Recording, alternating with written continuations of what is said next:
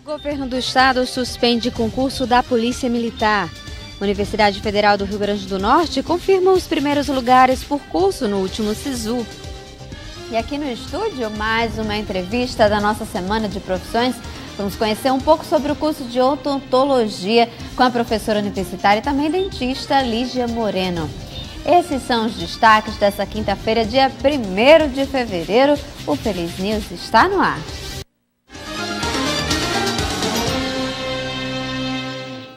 Boa noite. Nessa semana, o governo do estado suspendeu o concurso da Polícia Militar. A decisão se deu após a Justiça determinar a correção e republicação do edital. Enquanto isso, a categoria fica na expectativa de quando será retomado o processo. A decisão de suspender a seleção que oferece 1.000 vagas para cargos de soldados foi tomada logo após a Justiça determinar a correção e publicação do edital. O motivo para a suspensão do concurso foram inconsistências encontradas no edital. Segundo análise do Ministério Público do Rio Grande do Norte, a comissão responsável pelo concurso precisa fazer os ajustes necessários para que o concurso prossiga. As exigências são acrescentar 3 novos requisitos: ter diploma de nível superior, ser aprovado na avaliação psicológica, que não constava no edital inicial, ter documento de habilitação na categoria B, no mínimo. Acrescentar mais uma etapa de avaliação, o exame psicológico. A portaria que suspende o concurso da Polícia Militar do Rio Grande do Norte foi assinada pelo presidente da comissão do concurso na sexta-feira, dia 26 de janeiro, um dia após a Justiça ter exigido a republicação de edital devido à recomendação do Ministério Público. No entanto, a portaria só foi publicada na última terça-feira. São 13 anos sem concurso para a Polícia Militar. O estado do Rio Grande do Norte é o único estado do Brasil que acontece isto. Isso é uma demonstração clara da omissão e da negligência dos sucessivos governos. Afeta a população porque o efetivo realmente ele é mínimo. Então a população está tendo um profissional realmente sacrificado e isso não é bom para o serviço oferecido. Isso compromete a qualidade do serviço. O presidente da associação ressalta que o número de vagas é muito alto para qualificar todos esses candidatos e falta planejamento. A instituição não tem capacidade de formar 1.000 homens. O ideal é que sejam turmas menores e aí, como é urgente, fosse no máximo aí de 500 policiais e que se houvesse um planejamento. Caso o concurso seja retomado, deverá ser oferecido a opção de desistência para quem fez a inscrição, mas não se adequa nos novos requisitos do edital. Com déficit de cerca de 5.000 policiais militares, é a população que fica assustada e com a sensação de insegurança. Essa consultora sai de casa sem aliança, com medo de o que pode acontecer nas ruas. Morrendo de medo, a gente anda olhando para trás, ver se tem alguém me acompanhando. Já tive meu carro arrombado ali na lateral do Praia Shop, levaram tudo. Está muito difícil. Esse aposentado contra a estratégia na hora de sair de casa. Ninguém pode andar com mais cordão, o celular tem que ser muito bem guardado. A Justiça do Rio Grande do Norte havia estabelecido um prazo de até 10 dias para a comissão republicar as devidas alterações no edital do concurso. Com a decisão de suspender a seleção, entende-se que ele somente será retomado após o edital ser corrigido.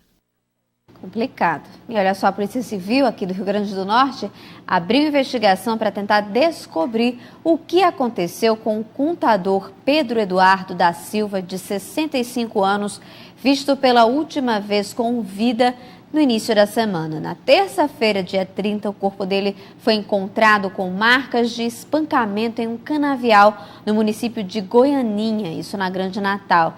Na manhã dessa quinta-feira, exames de comparação das impressões digitais feitos pelo ITEP aqui em Natal confirmaram que o corpo encontrado no canavial era mesmo o de Pedro Eduardo. A causa da morte, no entanto, ainda não foi esclarecida.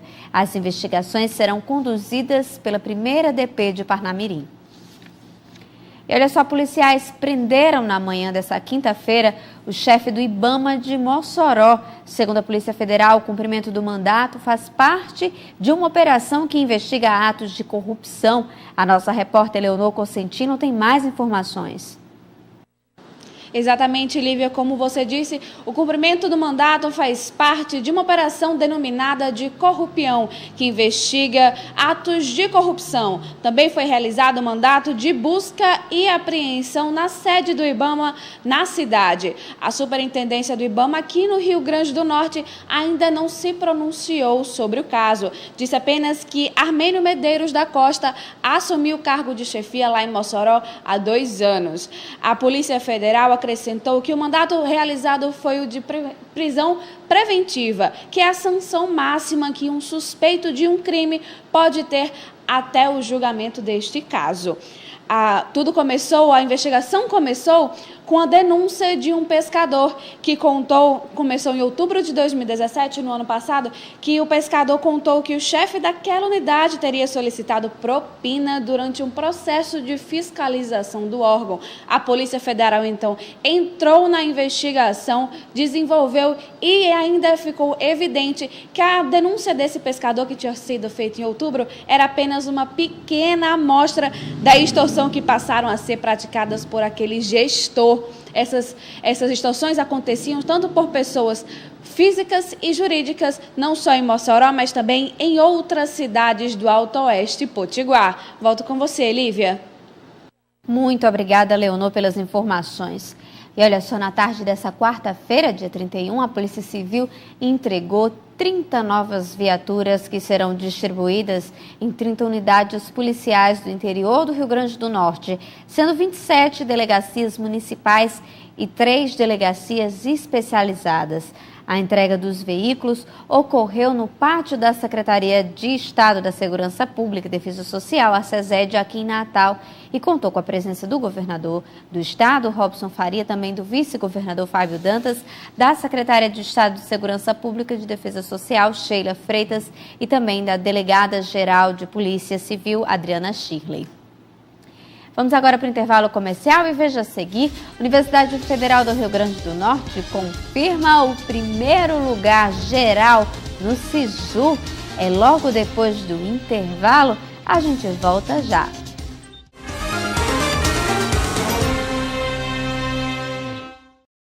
A Universidade Federal do Rio Grande do Norte confirmou os primeiros lugares por curso no último SISU.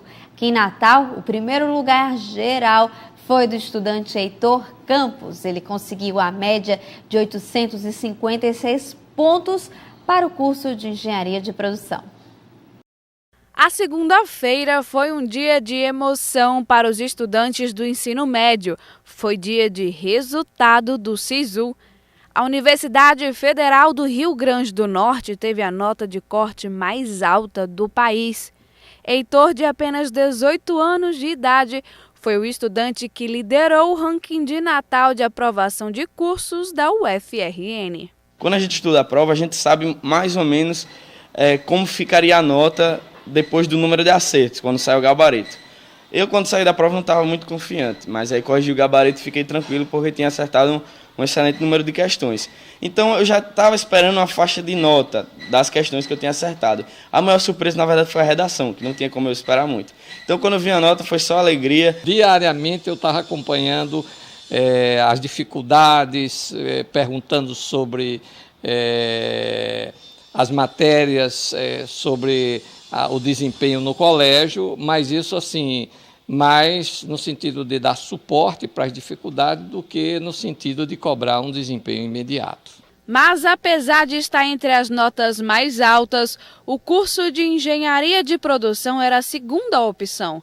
Na verdade, desde criança, o Heitor sonhou em estudar economia e, com a nota obtida do Enem, também foi aprovado em 3º lugar no curso de Ciências Econômicas da Fundação Getúlio Vargas, no Rio de Janeiro. Eu percebi que era isso que eu queria fazer, porque eu gostava muito de matemática, gostava da parte de exatas, né? E gostava da parte de ciências humanas também, de trabalhar com pessoas, de entender a tomada de decisões, o pensamento humano. Então aí eu juntei o útil ao agradável e achei na economia um terreno fértil para eu me desenvolver nessa área. Heitor ia na contramão de muitos alunos que passam horas estudando. Ele estudava 3 horas por dia, além das aulas na escola, mas o segredo era uma boa noite de sono para aprender todo o conteúdo dentro da sala de aula.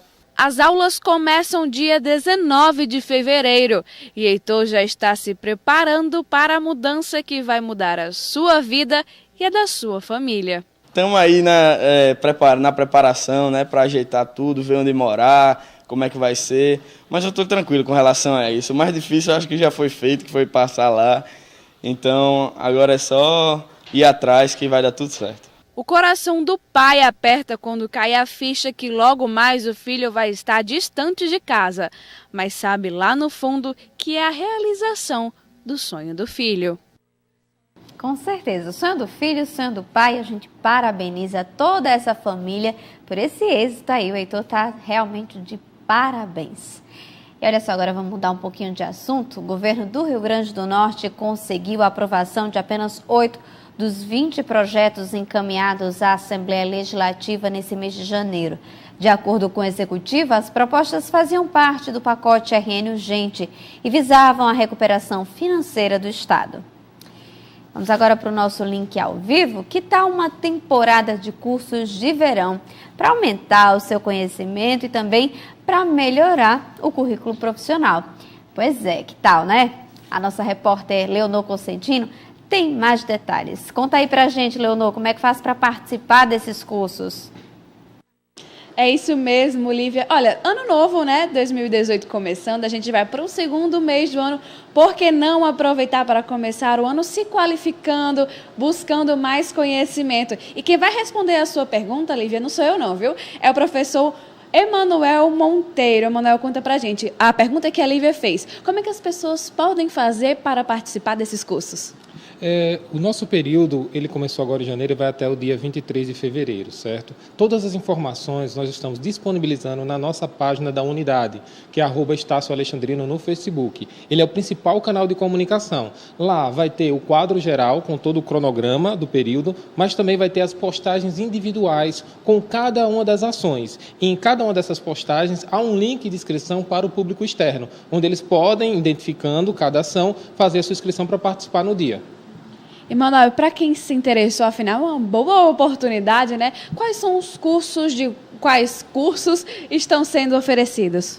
Nós estamos procurando seguir várias linhas de atuação profissional, porque o objetivo não é somente disponibilizar um curso aleatório, mas as linhas que a faculdade ela atinge em termos de qualificação. Nós temos cursos na área de engenharia civil, na área de tecnologia, na área de administração e também estamos fazendo uma ação promocional de um novo curso que está sendo aberto na área de educação física. Então, o que foi que já ocorreu? Na área de tecnologia, nós tivemos 2 oficinas voltadas para a área de redes de computadores. Nós vamos ter mais 2 na próxima semana, voltada para a área de desenvolvimento de sistemas. Nós também tivemos uma oficina voltada para a área de etiqueta profissional, pelo Departamento de Recursos Humanos da instituição. Temos hoje, na instituição programada, 2 atividades, uma voltada para o controle de instalações elétricas e outra para o controle de obras, que é de responsabilidade do Departamento de Engenharia Civil da nossa unidade. Temos ainda mais para frente algumas atividades que envolvem um pouco mais a comunidade. Por exemplo, teremos uma oficina de robótica no dia 22. Isso em parceria com a RoboEduc, que é um dos parceiros que vão estar trabalhando conosco. A ideia é uma exposição a partir das 4 horas da tarde e mais ou menos às 6h30, 7 horas, teremos uma grande palestra no nosso auditório falando sobre esse tema. Professor, e quem se interessou? Porque, afinal, é uma gama muito grande, como estava contando, de cursos de oportunidade. Quem se interessou, qual é o público que pode participar? É bom lembrar que é de graça. O nosso público ele é voltado para aquele que está buscando uma qualificação profissional, entender como é que funciona certas áreas, porque muitas vezes nós estamos querendo ter uma formação superior, mas ainda não temos o devido direcionamento. Então, participando dessas oficinas, dá para ter uma experimentação das atividades que vão estar sendo desenvolvidas. Também buscamos entender aqueles que já estão na graduação, que precisam complementar certos conhecimentos com visões diferenciadas e práticas mais efetivas, como é o caso hoje da instalação elétrica e de controle de obras. Temos ainda 2 atividades que é bem interessante com alguns parceiros. Por exemplo, no dia 20 estaremos tendo uma palestra com uma empresa chamada Avance Tecnologia em Gestão, que eles vão estar falando conosco sobre uma área bem inovadora, que é a área de ciência de dados. E eles vão estar fazendo a palestra, trazendo cases de sucesso para essa palestra, inclusive empresários que utilizam esses cases nas atividades que eles vêm desenvolvendo. Também teremos, na próxima semana, uma palestra sobre redes sociais para advogados, que aí vai com a parceria a empresa ATI Jurídico, que é voltada para a gestão de negócios jurídicos também. Então, nessa palestra, a gente pode envolver um pouco do que há de novo de redes sociais e como esses advogados eles podem utilizar essas redes sociais para promover as suas atividades. Queria ressaltar também que no dia 17, num sábado, nós vamos ter uma palestra oficina, voltada para a área esportiva, bem interessante, que é de karatê tradicional, com um educador físico, que é o sensei Alexandre Jobson. Então, nesse momento, vamos estar trabalhando não somente os aspectos da atividade do karatê, mas também falando como ela pode contribuir para o nosso benefício pessoal e profissional. Perfeito, Emanuel. Muito obrigada. Então, Lívia, como o Emanuel falou, é uma atividade, são cursos para todas as áreas, para quem possa interessar. Então, é bom não perder essa oportunidade, né, Lívia? Com certeza, é bom ficar ligadinho para ninguém perder essa oportunidade. Obrigada, Leonor, pelas informações. Vamos agora para o intervalo comercial e veja a seguir uma entrevista, mais uma da nossa semana de profissões. Vamos conhecer agora um pouco sobre o curso de odontologia com a professora universitária e também dentista, Lígia Moreno. É logo depois do intervalo, a gente volta já.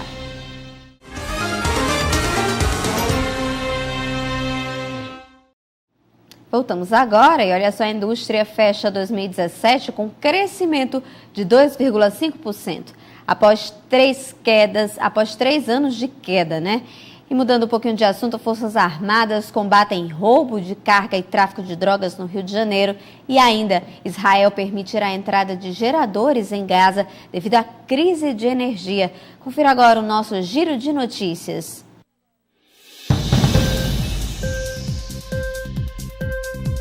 Após 3 anos de quedas consecutivas, a produção industrial brasileira fechou o ano passado com um crescimento acumulado de 2,5% na comparação com 2016, puxada pelo setor automotivo.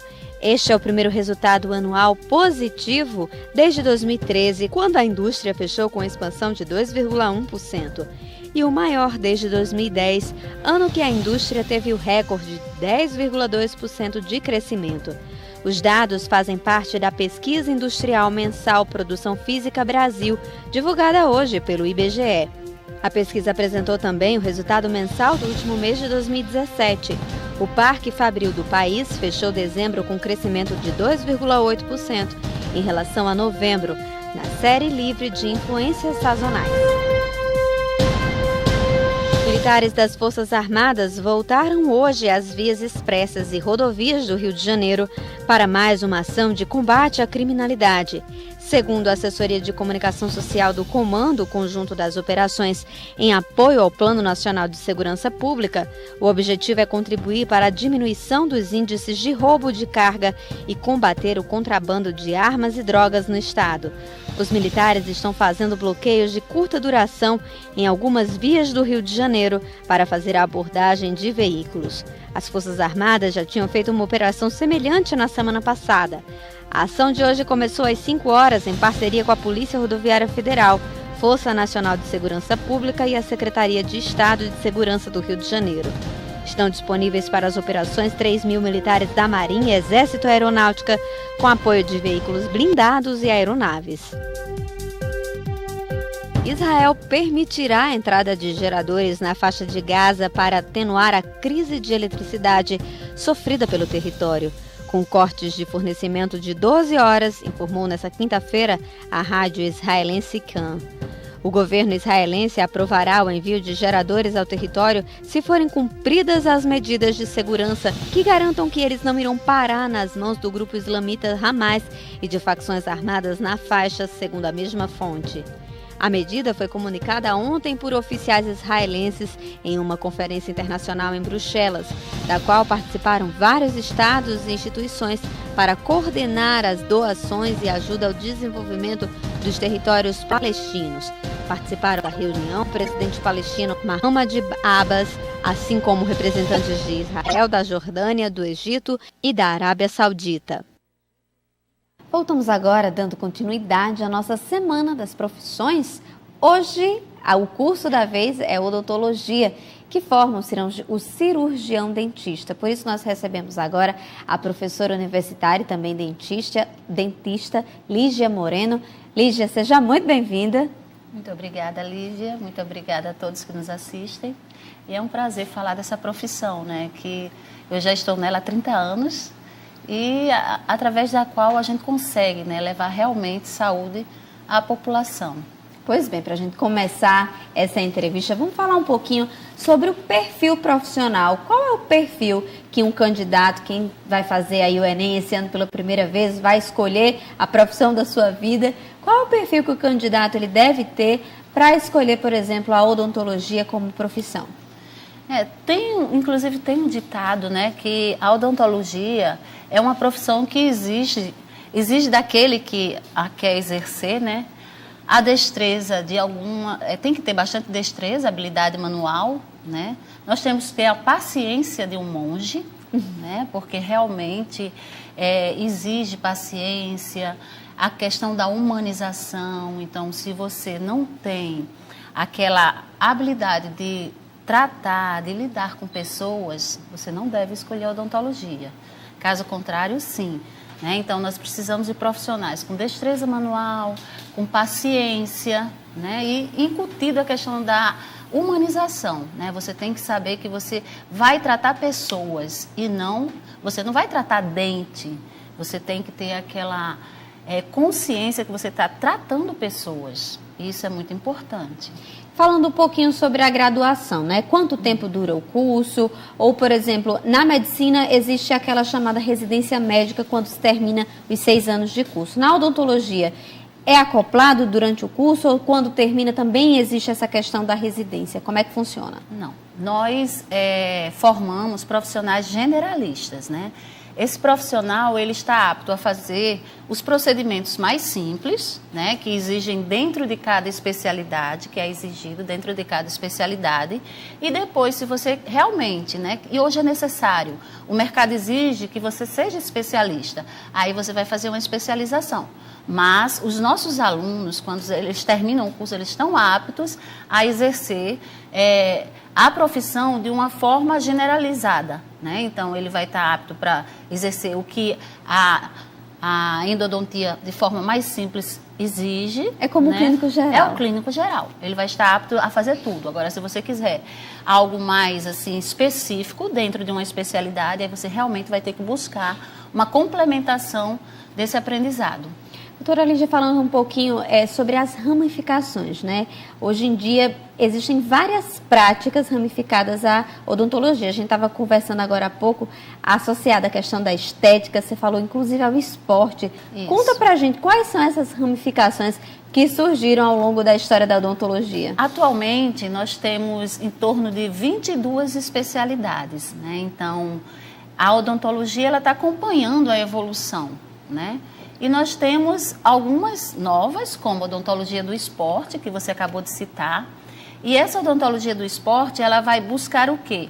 Fazer com que aquele profissional, né, ele venha se conscientizar da importância dos cuidados que ele precisa ter, né? Tanto para o preparo, para exercer atividade dentro do esporte, como na questão da prevenção.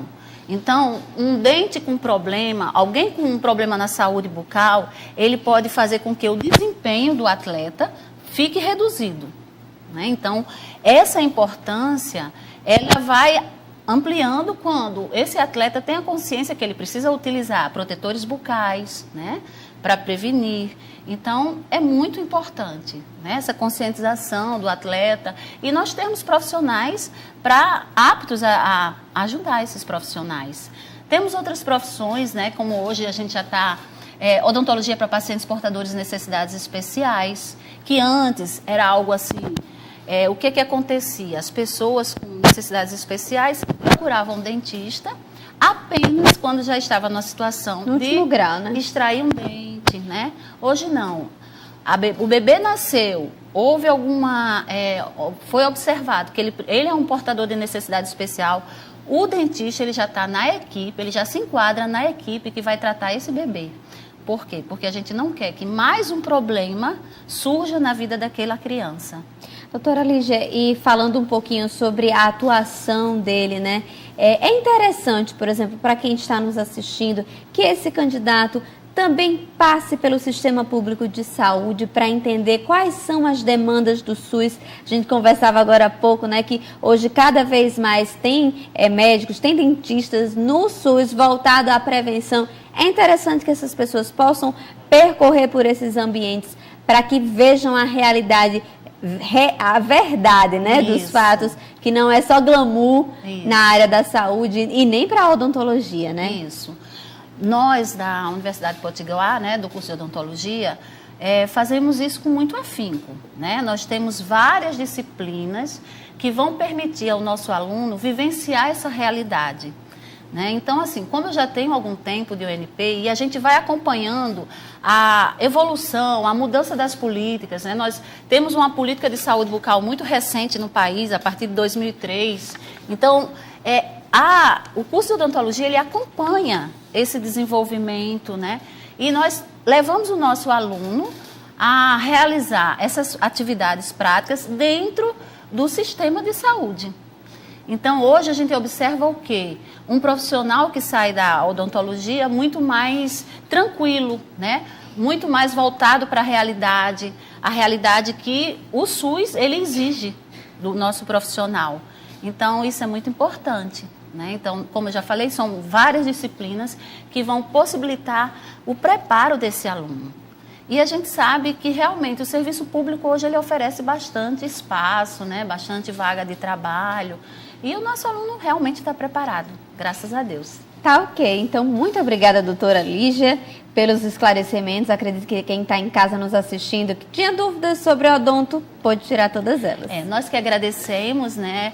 É muito importante a gente ter esse espaço, falar de uma profissão assim tão importante para que as pessoas se conscientizem, né? Que hoje em dia a gente sabe muito bem que a saúde começa pela boca. Então, hoje em dia, cada vez mais profissionais capacitados vai favorecer que as pessoas não venham a adoecer, né? A gente quer o quê? Qual é o nosso maior objetivo da odontologia? Manter a saúde bucal. Muito obrigada a vocês, muito obrigada a todos. Nós que agradecemos.